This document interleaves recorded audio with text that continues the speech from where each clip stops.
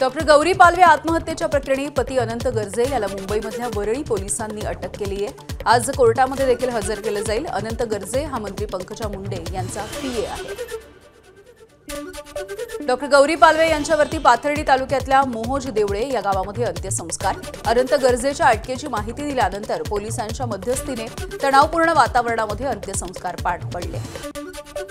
श्रीमंताला मुलगी देऊ नका, गौरी पालवेच्या वडिलांचं आवाहन।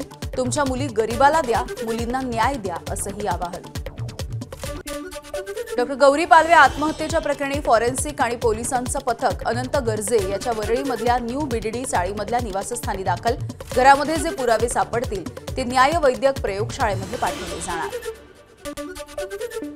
पुण्यातल्या मुंडवा जमीन घोटाळ्याच्या प्रकरणी शीतल तेजवानीला खारगे समितीची नोटीस।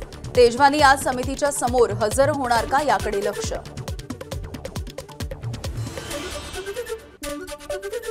पालघरच्या बोईसर जवळ असलेल्या परनाळी इथे 2 गटांमध्ये तुंबळ हाणामारी झाली। साने गुरुजी कोऑपरेटिव्ह सोसायटीच्या निवडणुकीच्या वेळेला वाद झाला। पोलिसांच्या समोर 2 गट भिडले। 3 ते 4 जण गंभीररित्या जखमी झाले आहेत। वाहतुकीचे नियमन करत असलेल्या वाहतूक पोलिसाला रिक्षा चालकानं 20 फुटांपर्यंत फरफटत नेलंय। छत्रपती संभाजीनगर शहरामधल्या महावीर चौकातली ही घटना आहे। रिक्षा चालकाने पळून जाण्याच्या नादात एका दुचाकीस्वाराला धडक दिली। ही सगळी घटना सीसीटीव्हीमध्ये कैद झाली आहे। वर्ध्याच्या तळेगाव आष्टी रोडवरती ट्रॅक्टरला लागून असलेल्या टँकरला एका 4चाकी वाहनानं धडक दिली आहे। यामध्ये 2 जणांचा जागीच मृत्यू झाला तर 3 जण गंभीररित्या जखमी झाले। पुण्यामध्ये गाड्यांची तोडफोड करणाऱ्या टवाळखोरांना पोलिसांचा नागरिकांच्या समोर चोप।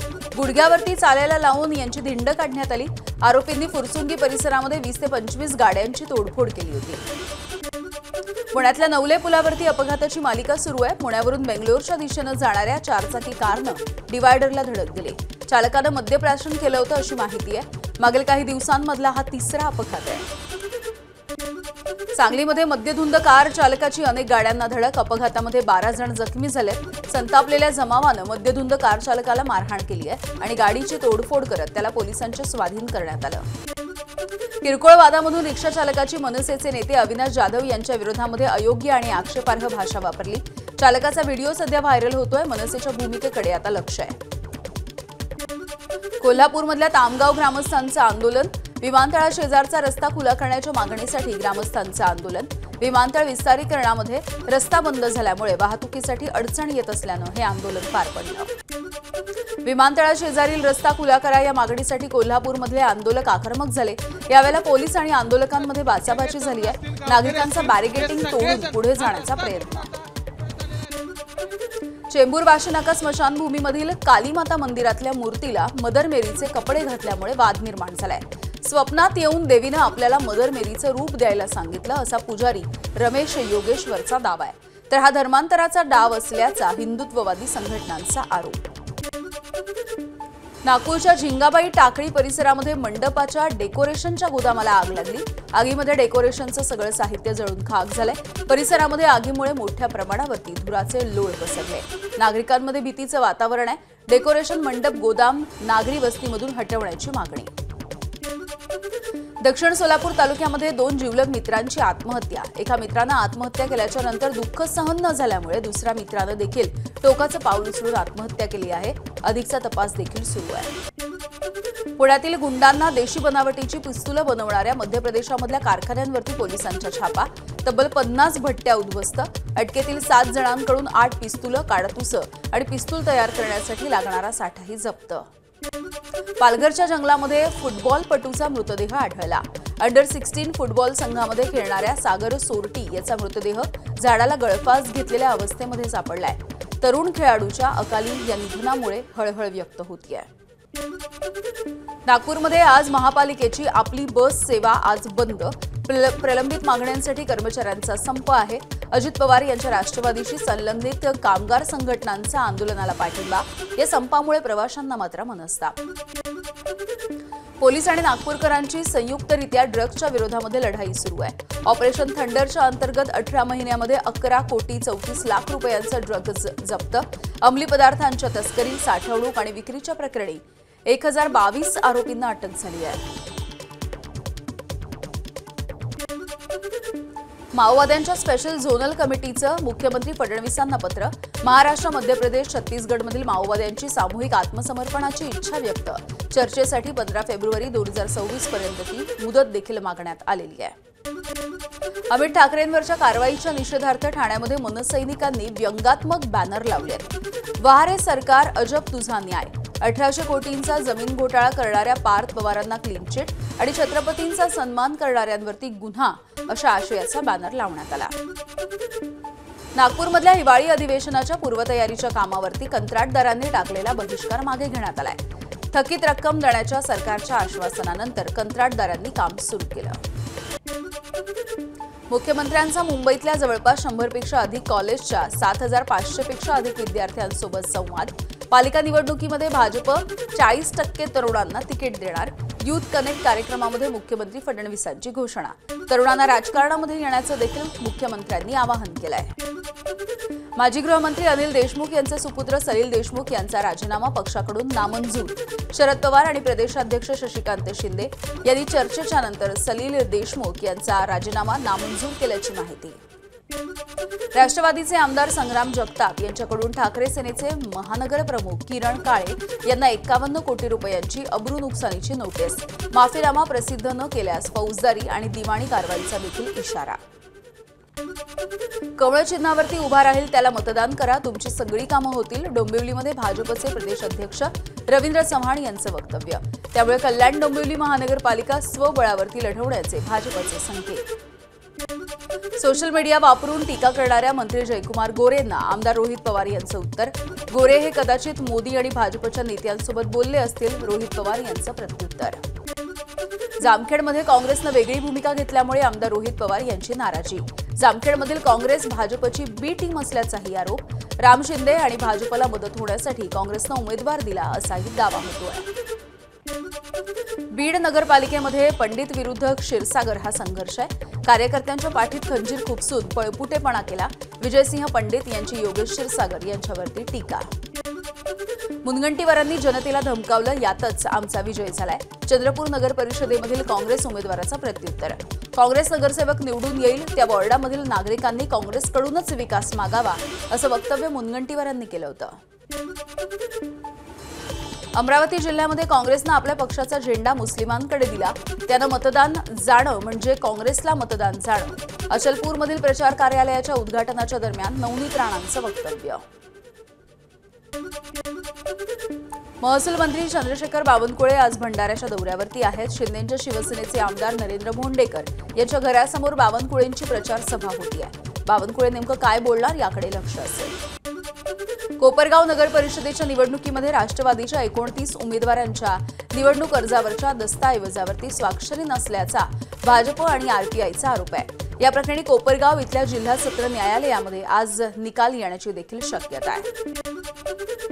जिथे 50% अधिक आरक्षणाची मर्यादा ओलांडली जात नाही अशा 288 पैकी 233 नगरपालिका नगरपंचायतीच्या निवडणुका 2 डिसेंबरला घेऊ द्याव्यात. राज्य निवडणूक आयोग कोर्टामध्ये बाजू मांडण्याची शक्यता आहे, सूत्रांनी माहिती दिली आहे. धाराशिवमधील कळंब शहरामध्ये पैसे वाटपाच्या मुद्द्यावरून भाजप आणि काँग्रेस कार्यकर्त्यांमध्ये राडा झालाय. भाजप उमेदवाराला पैसे वाटत असताना रंगेहात पकडल्याचा काँग्रेसच्या कार्यकर्त्यांचा आरोप आहे. कागलमध्ये एकाकी पडलेल्या संजय मंडलिक यांच्या मदतीला उपमुख्यमंत्री एकनाथ शिंदे हे धावून आले. मंत्री हसन मुश्रीफ आणि समरजित सिंह घाटगे एकत्र आल्यामुळे शिंदेंनी लक्ष घातलंय. 28 किंवा 29 तारखेला प्रचारासाठी ते कागलमध्ये येण्याची शक्यता आहे. बीड नगरपालिका निवडणुकीच्या रिंगणामध्ये नगराध्यक्ष पदाचे 3 उमेदवार हे कोट्यधीश आहेत. शपथपत्रामधून मालमत्तेची माहिती समोर आली आहे. भाजपच्या डॉक्टर ज्योती घुमरे सगळ्यात श्रीमंत उमेदवार आहेत. त्यांची संपत्ती सुमारे 7 कोटी 15 लाख रुपये. आम्हाला अंधारात ठेवायचे आणि युती तोडायची हे भाजपचं प्लॅनिंग होतं. धाराशिवचे शिवसेना जिल्हा संघटक सुधीर पाटील यांचा आरोप. तर भाजप आमदार राणा जगजितसिंह पाटील यांना शिवसेना ताकद दाखवणार, सुधीर पाटील यांचं थेट आव्हान. अहमदपूर नगर परिषदेच्या निवडणुकीमध्ये सहकार मंत्री बाबासाहेब पाटील यांनी गद्दारी केली. भाजप आमदार संभाजी पाटील निलंगेकर यांचा आरोप. गद्दारांना धडा शिकवल्याशिवाय शांत बसणार नाही, निलंगेकरांचा घणाघात. कराड नगरपालिका निवडणुकीमध्ये भाजप आणि शिंदेची शिवसेना एकमेकांच्या विरोधात दिसतेय। या ठिकाणी भाजपला शह देण्यासाठी शिंदेच्या शिवसेनेची शरद पवार यांच्या राष्ट्रवादीने यशवंत विकास आघाडी आणि लोकशाही आघाडीच्या माध्यमातून एकत्र येऊन उमेदवार उभे केले आहेत। बुलडाण्याचे शिंदे सेनेचे आमदार संजय गायकवाड यांनी पुन्हा एकदा भाजपवरती निशाणा साधला। आपली लढाई ही भाजपमधल्या उपऱ्या गटाशी असल्याचं गायकवाड म्हणाले, तर ओरिजिनल भाजप आपल्या सोबत असल्याचा दावा देखील गायकवाड यांनी केलाय। लोणावळ्यामध्ये पवार काका पुतळे एकवटल्याच्या नंतर आता काँग्रेसचाही राष्ट्रवादीच्या आघाडीला साथ आहे। भाजपच्या विरोधात आघाडीचा नवा लोणावळा पॅटर्न समोर येतोय। निवडणुका पुढे ढकलण्याच्या संदर्भात कोर्टाच्या मनात काय ते मी कसं काय सांगू? अजितदादांना अधिक माहिती असेल त्यामुळे ते बोलले असतील। मंत्री गिरीश महाजन यांचा निवडणुका लांबणीवरच्या अजित पवार यांच्या वक्तव्यावरून टोला। पुण्यामधल्या मनसर नगरपालिका निवडणुकीमध्ये दिलीप वळसे पाटील यांनी प्रलोभन दिल्याची चर्चा होती आहे। आम्हाला एक हाती सत्ता दिल्यास विकास निधीचा पूर वाहिल्याशिवाय राहणार नाही, वळसे पाटील यांचं वक्तव्य। त्र्यंबकेश्वर नगर परिषदेमधील भाजपचे उमेदवार आणि त्यांच्या नातलगांवरती गुन्हा दाखल। लोंढे टोळीमधील फरार भूषण लोंढेनं कब्जा केलेल्या जमिनीच्या खंडणी प्रकरणामध्ये गुन्ह्याची नोंद झाली। स्थानिक स्वराज्य संस्थांच्या निवडणुकांच्या पार्श्वभूमीवरती आज मुख्यमंत्री फडणवीसांच्या उत्तर महाराष्ट्रामध्ये सभा। नाशिक, जळगाव, अहिल्यानगर, नंदुरबार या जिल्ह्यामध्ये मुख्यमंत्र्यांची सभा होती आहे। स्थानिक स्वराज्य संस्थांच्या निवडणुकीच्या प्रचारार्थ एकनाथ शिंदेही आज उत्तर महाराष्ट्राच्या दौऱ्यावरती आहेत। नाशिक, धुळे जिल्ह्यामध्ये एकनाथ शिंदेची तोफ धडाडणार। भंडाऱ्यामध्ये कडाक्याच्या थंडीमध्ये देखील काँग्रेस उमेदवाराचा भल्या पहाटे प्रचार। चहाची टपरी, मॉर्निंग वॉक करणारे नागरिक तसंच योग साधना करणाऱ्यांना गाठत नगराध्यक्षपदाच्या काँग्रेसच्या उमेदवार जयश्री बोरकर यांच्याकडून प्रचार सुरू झाला आहे। नाना पटोलेंनी भाजपचे अल्पसंख्याक आघाडीचे प्रदेश सदस्य आणि मुस्लिम समाजाचे नेते आबिद सिद्दीकींची भेट घेतली आहे। ऐन निवडणुकीच्या तोंडावरती पटोलेंनी भाजप नेत्याची भेट घेतल्यामुळे राजकीय वर्तुळामध्ये चर्चा रंगली आहे। एकनाथ खडसेंच्या बंगल्यामध्ये चोरी करणाऱ्या मुख्य आरोपीला उल्हासनगरमधून अटक झाली। मोहम्मद बिलाल अब्दुल रज्जाक चौधरी असे या आरोपीचं नाव आहे। चोरीच्या एका दुसऱ्या प्रकरणामध्ये अटक केल्यावरती आरोपी खडसेंच्या घरामधील चोरीमध्ये सहभागी होता हे देखील समोर आलंय। वाशिमच्या सावरगाव जवळ एका अज्ञात वाहनाच्या धडकेमध्ये बिबट्याचा मृत्यू झालाय। अकोला हैदराबाद राष्ट्रीय महामार्गावरची घटना आहे। या बिबट्याला बघण्यासाठी नागरिकांनी गर्दी केली होती। वर्ध्यामधल्या बोर व्याघ्र प्रकल्पामध्ये पर्यटकांना वाघाचं दर्शन झालंय। वाघाचा मुक्त संचार हा पर्यटकांनी कॅमेरामध्ये चित्रित केलाय, त्यामुळे बोर व्याघ्र प्रकल्पाकडे पर्यटकांचा ओढा वाढतोय। कांद्याला मिळणारा अत्यल्प भाव, वाहतुकीचा खर्च आणि भावाची अनिश्चितता यामुळे निराशामधून अक्कलकोट तालुक्यामधल्या खानापूर इथले शेतकरी रविकांत कुकरे यांनी कांद्याच्या पिकावरती रोटावेटर फिरवलाय। कफ परेड ते आरेपर्यंत जाणाऱ्या भुयारी मेट्रो 3 मध्ये दिव्यांगांना 25% सवलत दिली जाणार आहे। दिव्यांगांच्या संघटनेनं मेट्रो 3 मध्ये तिकिटाच्या दराच्या सवलतीसाठी मुख्यमंत्र्यांकडे मागणी केली होती। दिल्लीच्या पाठोपाठ मुंबईची हवा देखील विषारी होतीये। गुणवत्ता निर्देशांक गंभीर श्रेणीपर्यंत पोहोचलाय। मुंबईकरांच्या आरोग्यावरती विपरीत परिणाम होण्याची चिन्ह आहेत।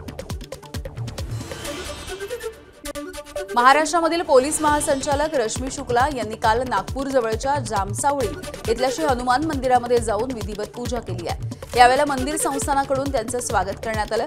रश्मी शुक्ला यांनी जामसावळी इथल्या भाविकांसाठीच्या विविध सुविधांची देखील माहिती घेतली। ठाण्याच्या शास्त्रीनगरमध्ये शिवसेनेचे उपशहर प्रमुख स्वप्नील शेंडगे यांच्याकडून होम मिनिस्टर कार्यक्रमाचं आयोजन। यावेळेला पाटलांचा बैलगाडा या गाण्यावरती गौतमी पाटीलचा डान्स, गौतमीला बघण्यासाठी ठाणेकरांची गर्दी। न्यायमूर्ती सूर्यकांत यांची 53वे सरन्यायाधीश म्हणून शपथ। राष्ट्रपती द्रौपदी मुर्मू यांनी पद आणि गोपनीयतेची शपथ दिली आहे। शपथविधीला मोदी, अमित शहा यांची उपस्थिती। शपथविधीला 7 देशांच्या सरन्यायाधीशांचे देखील विशेष उपस्थिती। उपमुख्यमंत्री डीके शिवकुमार यांचे केंद्रीय नेतृत्वावरती दबाव तंत्र। मुख्यमंत्री पदावरून डीके समर्थक आक्रमक होत आहेत आणि त्यामुळे कर्नाटकामध्ये काँग्रेस सरकारमध्ये फूट पडण्याची चर्चा होती आहे। एसआयआर ही सुधारणा नसून लादलेला जुलूम आहे, राहुल गांधींची घणाघाती टीका। SIRच्या अंमलबजावणीच्या दरम्यान गेल्या 19 दिवसांमध्ये 6 राज्यांमध्ये किमान 16 BLOंचा मृत्यू झाला। त्यापैकी दोघांचा मृत्यू हृदयविकाराच्या धक्क्याने झाला, तर किमान 4 आत्महत्या केल्याचा आरोप आहे। दिल्लीमध्ये झालेल्या निदर्शनाच्या दरम्यान नक्षलवादी हिडमाच्या समर्थनार्थ घोषणाबाजी करण्यात आली। या प्रकरणी पोलिसांनी अनेक आंदोलकांना ताब्यात घेतलं। दिल्लीमधील वायू प्रदूषणाच्या विरोधात करण्यात आलेल्या आंदोलनाच्या वेळेला ही घोषणाबाजी झाली आहे। भारतीय महिला क्रिकेट संघाची उपकर्णधार स्मृती मानधनाने लग्नाच्या संदर्भातल्या सगळ्या पोस्ट डिलीट केल्यात। वडिलांची तब्येत बिघडल्यामुळे लग्न सोहळा पोस्टपोन झालाय, मात्र सोशल मीडियावरच्या पोस्ट डिलीट केल्यामुळे उलटसुलट चर्चा सुरू झाल्या। गाझामधील परिस्थिती पुन्हा एकदा बिघडली। युद्धबंदी असूनही इस्रायल गाझावरती हवाई हल्ले करतोय असा दावा होतोय। आतापर्यंत अनेकांचा मृत्यू झालाय आणि 10 ऑक्टोबरला या संदर्भातला शांतता करार झाला होता। महिनाभराच्या शांततेनंतर इस्रायलचा लेबनॉनची राजधानी बेरूतमध्ये हवाई हल्ला। हिजबुलचा टॉप कमांडर हेथम तबतबाई हा हवाई हल्ल्यामध्ये ठार झाल्याची माहिती येते। महिनाभराच्या शांततेच्या नंतर इस्रायलचा लेबनॉनची राजधानी बेरूतमध्ये हवाई हल्ला होतोय आणि यामध्ये हेथम तबतबाई हा हवाई हल्ल्यात ठार झाला असा दावा केला जातोय। व्हिएतनाममध्ये पावसाचा कहर बघायला मिळतोय। पुरामध्ये झालेल्या मृतांचा आकडा 102 पर्यंत गेलाय। 12 पेक्षा अधिक जण बेपत्ता झालेत। व्हिएतनामच्या सेंट्रल हायलँड्स परिसरामध्ये मुसळधार पावसाने मोठं नुकसान झालंय। नदीमध्ये अडकलेल्या व्यक्तीच्या रेस्क्यू ऑपरेशनसाठी ड्रोनचा वापर होतोय। थायलंडमध्ये देखील निसर्गाचा प्रकोप होतोय। मुसळधार पावसामुळे रस्ते जलमय झाले, अनेक घरं आणि गाड्या पाण्याखाली गेल्या। पूर परिस्थितीमुळे अनेक भागामध्ये आपत्कालीन परिस्थिती निर्माण झाली आहे।